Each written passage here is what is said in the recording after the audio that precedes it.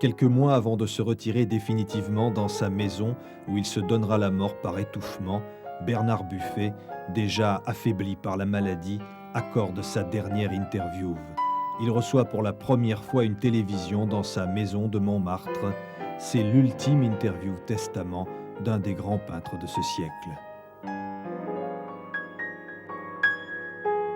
Bernard Buffet, merci d'avoir accepté cette proposition qui nous touche énormément. Vous êtes avec... lorsque vous venez à Paris, vous n'abandonnez pas ces sous-mots qui sont là. Ce sont des hommes, mais pas vraiment. Hein. Ce sont des dieux, quoi. Les représentants des dieux sur Terre. Ce sont des gens que vous admirez? On l'admire extérieurement, je ne sais pas intérieurement, je ne sais pas comment ils sont. C'est comme les religieux en France, c'est à peu près la même chose. C'est même plus, même. J'avais été fasciné par les sumo. Une des premières fois où j'avais été au Japon. Parce que le Japon est né des sumo. C'est un sumo qui a terrassé le dragon, qui occupait le Japon. Alors, il y a je ne sais combien de millénaires.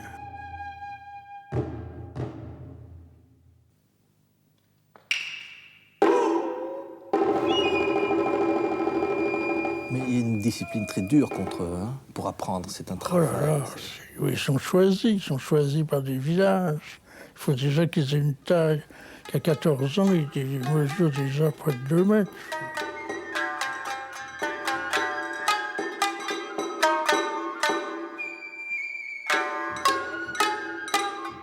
Donc c'est une religion, c'est pas du tout comme le catch en France, ça n'a aucun rapport. Mais ils sont très très prétentieux, ils ont une grande prétention. Et être invité au repas des sumo, c'est un grand honneur.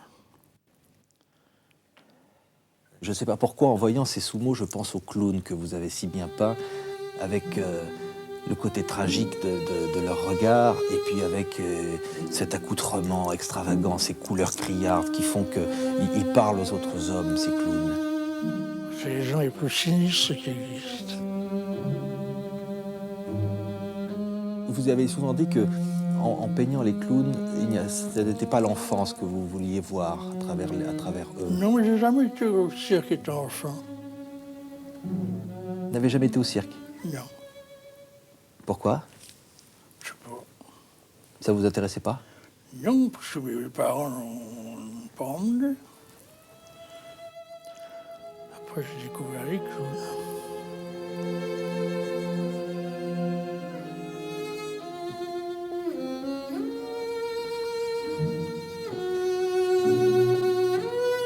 C'est un monde fermé, c'est des gens qui vivent entre eux. Pas des gens qui sont ouverts au public. C'est des frères, des sœurs, des pères, c'est des familles. Quelle image il renvoie des hommes, les clowns? Ils en font un peu la caricature. C'est quoi une caricature des hommes pour vous? Il n'y a qu'à regarder autour de nous ce qui se passe pour voir les caricatures. Prenez les gouvernements, prenez tout, c'est des caricatures. Ce sont des gens malhonnêtes, ce sont des gens qui ne pensent qu'au profit. Vous ne pensez pas qu'ils veulent faire le bien? Ils n'en ont rien à foutre.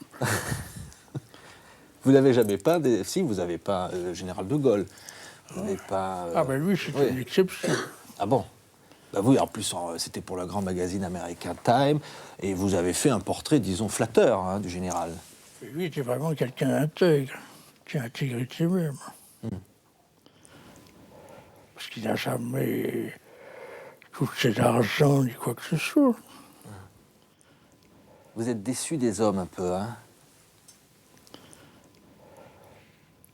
Vous en Non, attendiez j'ai jamais beaucoup aimé mes semblables. Ah bon? Pourquoi? Vous aviez peur? Non, j'étais pas... J'ai trouvé idiot. Ah bon? Parce qu'ils n'étaient pas comme vous, peut-être. Je sais pas. Vous vous sentiez différent des autres? Oui, je me sens pas pareil.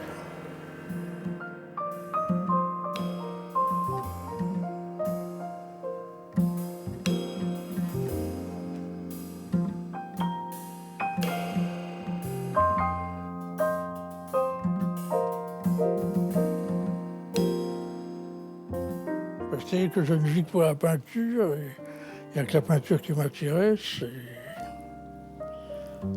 Le formidable succès qu'a votre œuvre, toujours, c'est quand même la preuve que les gens vous comprennent aussi. Il y a beaucoup de monde qui vous comprend.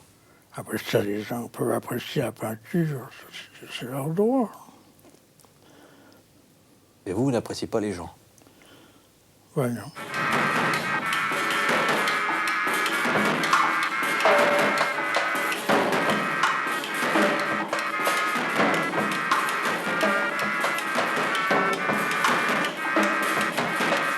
Il y a des personnages dans votre œuvre aussi d'une très très grande fragilité. Ces femmes, ces folles qui sont, que la société rejette, que vous dépeignez décharnées. Ce sont des gens qui subissent cela. Vous avez de l'affection pour eux, pour les faibles? Oui, non, pas spécialement. C'est effectivement en dehors des autres. Pourquoi vous avez peint, par exemple, l'enfer de Dante? Ah ben, l'enfer de Dante, c'est un grand thème. C'est un merveilleux poème, d'abord. C'est un merveilleux livre. C'est extraordinaire. Qu'est-ce qui est extraordinaire? C'est de voir des telles situations, des drames, ces barques qui coulent, ces personnages qui se déchirent pour éviter de couler à leur tour. C'est terrible. Oui, c'est l'image de la vie aussi. Pour vous, c'est la vie? Ben oui. La vie, c'est l'enfer. Non, c'est pas l'enfer, mais il faut savoir trouver son paradis où il est. Ouais. Moi, j'ai trouvé le mien tranquillement, mais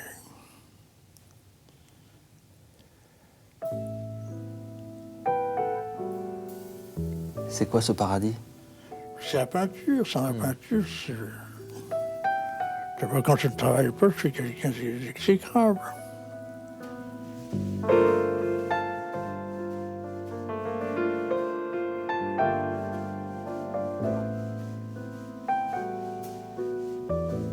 Et sans la peinture, qu'est-ce qu'il y aurait? L'enfer? Rien, je sais rien faire d'autre. Oui, mais vous vivriez, c'est déjà pas mal, la vie. Ouais.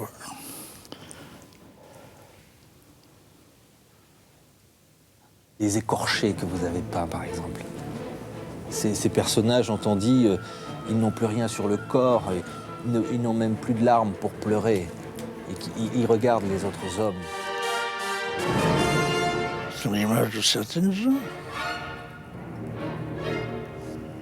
Mais j'ai une situation privilégiée en ce sens que je peux me protéger de beaucoup de choses. De quoi? Ouais, de toute la vie extérieure. Mais il est évident que si j'avais dû vivre sans la peinture, je me serais sûrement suicidé.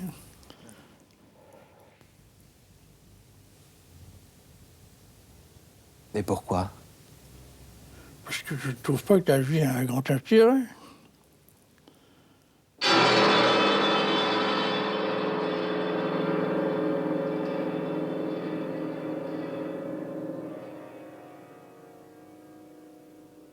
Parlez-moi des intellectuels. La qui peinture parlent n'est de pas une votre chose peinture. intellectuelle, la peinture est une chose sensuelle.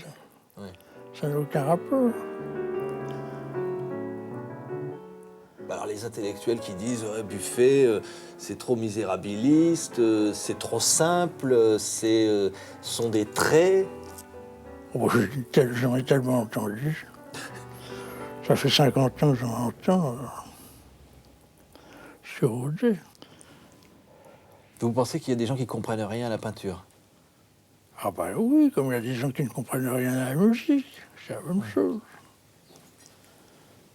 Ça se sent, c'est comme si vous êtes musicien, si vous aimez la musique. Moi, par exemple, je ne comprends rien à la musique, mais je vous admets beaucoup qu'il y ait des gens qui apprécient la musique. Chacun apprécie la peinture suivant ses idées, ou souvent les idées sont fausses. Sur vous, on a dit des idées fausses, par exemple. On a dit des bêtises. Non, une critique qui m'a fait le plus plaisir, c'était le seul regret de M. Buffet, ça devait de ne pas pouvoir peindre des deux pieds et des deux mains. Et c'est vrai d'ailleurs.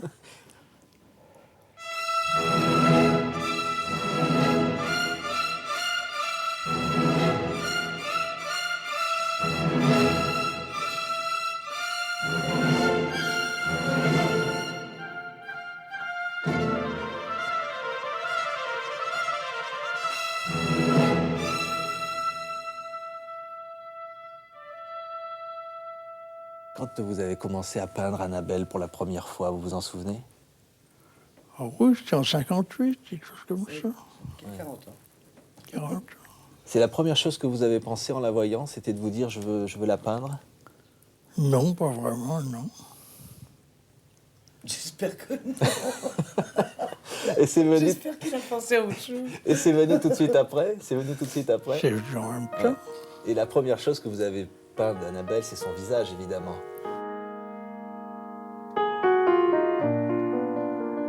C'est l'envie de peindre quelqu'un qu'on aime. C'est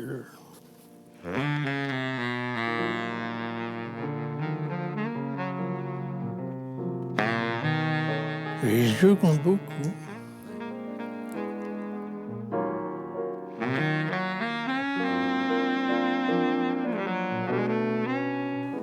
Il est complètement animal et instinctif par rapport à la peinture. En fait, il peint comme on fait l'amour.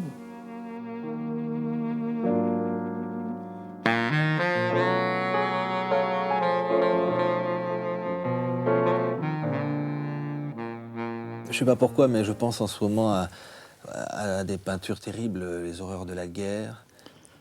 C'est des choses qu'on a vécues. Nous, on était en plein dedans, si j'ose dire. Enfin, on a eu une adolescence foutue et on est rentré dans l'âge soi-disant adulte en voyant plutôt des horreurs, parce que c'était pas très beau. Même la libération, qui pour moi a été une énorme fête, puisque je suis juive, m'a très vite confondu d'horreur. Ce sont des choses sur lesquelles vous avez réussi à tirer un trait. Ah ben non, forcément non, puisqu'on reste marqué toute sa vie par son enfance. Mais vous n'avez pas réussi à tirer un trait dessus? Ou vous n'avez pas... Mais je ne veux pas tirer de trait dessus. La vie n'est pas noire et blanche, je veux dire, on n'est pas... tout est un peu mélangé dans les... Évidemment qu'il y a des moments de bonheur, mais même pendant la guerre, il y avait des moments de bonheur. Il y a toujours des moments de tendresse, un animal qu'on aime particulièrement, une fleur qu'on trouve belle, un petit copain, parce que je sais, moi, même dans la pire des tragédies, heureusement, autrement il n'y aurait plus d'espoir. Et autant se buter tout de suite.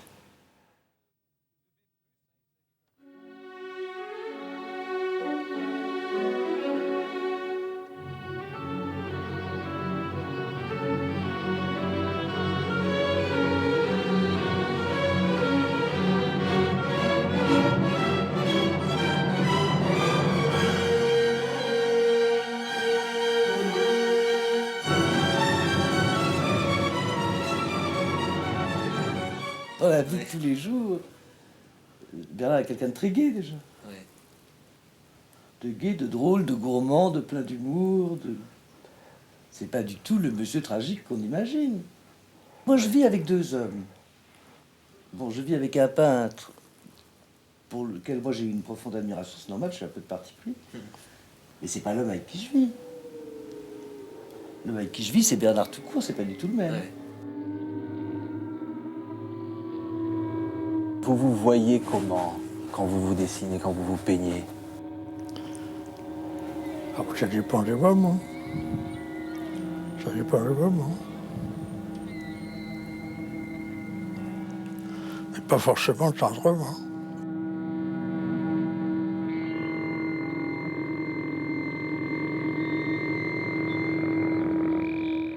très durement.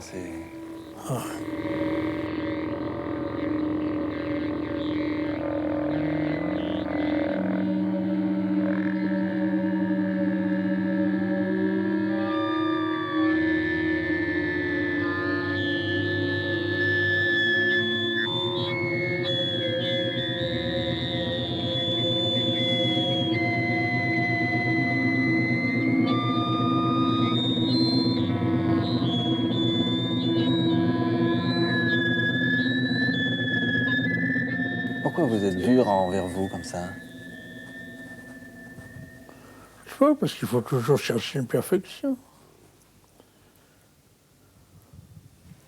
La peinture, Bernard Buffet, ce réalisme qui est très loin de l'art abstrait ou des choses comme ça, c'est votre choix à vous, Bernard Buffet, hein? Ah oui, ça, tout le monde sait que j'aime pas l'art abstrait, mais Picasso ne m'a jamais influencé. Je sais pas, c'est pas un genre de peinture qui me trouble du tout. Et Courbet? À Courbet, c'est autre chose, la croix, c'est autre chose, les gens oublient. Gros, David, enfin Géricault, tout ça, c'est... Quand vous avez terminé un tableau, qu'est-ce qui vous fait dire c'est réussi, je suis content? Ça, c'est en vous, vous le sentez. Je vous dis, c'est une chose sensuelle, c'est pas une chose intellectuelle. Les gens qui se font trop d'écriture sur la peinture, ça ne veut rien dire. C'est-à-dire que vous pouvez l'apprécier en un quart de seconde et en 100 ans. C'est la technique qui est très extraordinaire.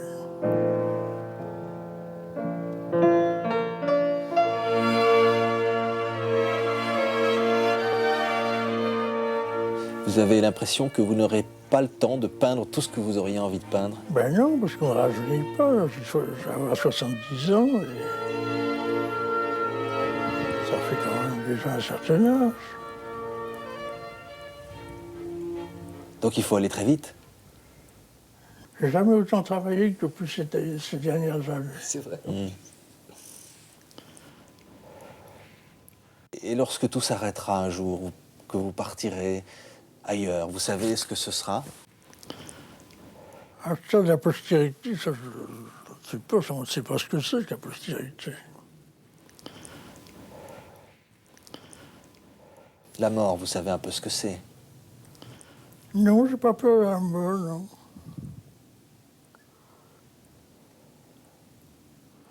Non, la maladie, oui, mais la mort, non. Ça dépend si on est croyant ou pas. Mais vous, Dieu, c'est...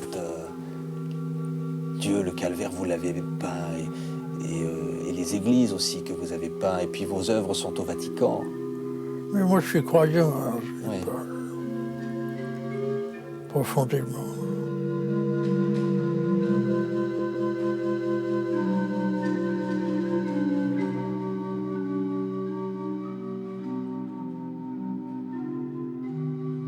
Et donc vous vous dites qu'après vous allez retrouver d'autres peintres et que ça va continuer? Ah non, surtout pas. Oh, je ne sais pas si on passe à paradis.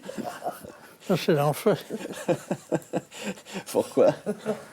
Parce que les peintres ne sont pas des gens agréables à fréquenter. Cette œuvre qui est celle de Bernard Buffet, qu'est-ce que vous avez envie, qu'est-ce que vous aimeriez qu'on dise? Je ne sais pas, pour l'instant, on ne dit rien parce que les gens qui s'occupent des musées nationaux m'ignorent complètement. Ce dont je suis très flatté. Par contre, à l'étranger, je suis très connu. La seule chose que l'État s'intéresse à moi, c'est pour mes impôts. On dit Bernard Buffet, c'est le seul peintre de son vivant à qui on consacre un musée permanent, et c'est au Japon. Oui, qui s'est agrandi même. Ils ont rajouté toute l'œuvre gravée. Vous avez jamais eu l'impression d'être à la mode? Non, mais la mode, ça passe. pas savoir ce qui se passera dans les années qui suivent. Il y a 100 ans, certains peintres étaient à l'honneur, ensuite on les a mis en enfer, maintenant on les remet à l'honneur.